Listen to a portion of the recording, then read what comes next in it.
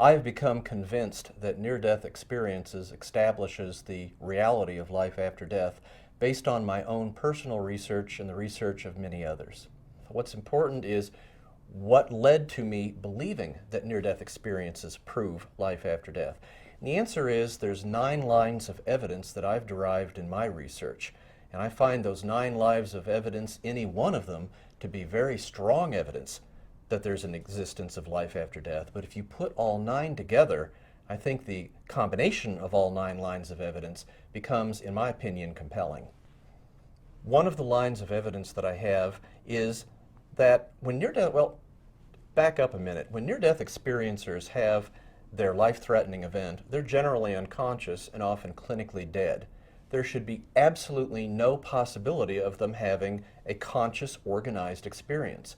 But what my research found was that 76% of the near-death experiencers surveyed indicated that their level of consciousness and alertness was actually greater than their level of consciousness and alertness during their everyday life. And that is medically inexplicable.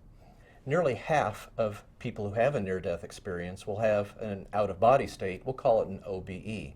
During that time, their consciousness rises up, and usually from an area above their body, they can observe both their own body, often frantic resuscitation efforts, and other earthly ongoing events going on, again at a time that they're often clinically dead.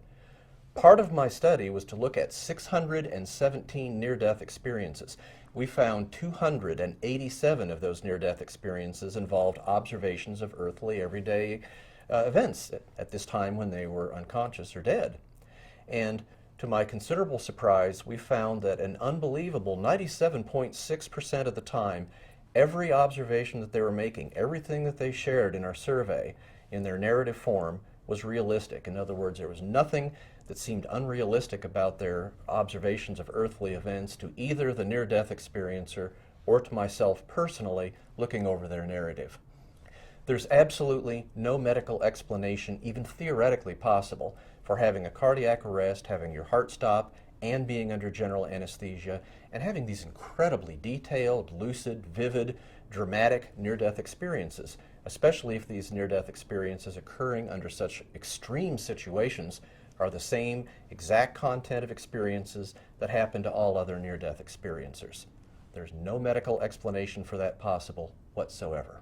Certainly, this puts me out, if you will, a little bit on a limb. Here I am as a physician who's actually studied near-death experiences and making an amazing claim that the evidence is so strong that certainly to me it proves the existence of an afterlife.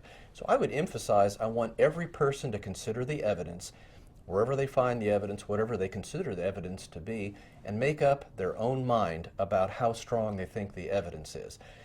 It's not so important about my belief about what the evidence shows. What's important is what the evidence itself shows.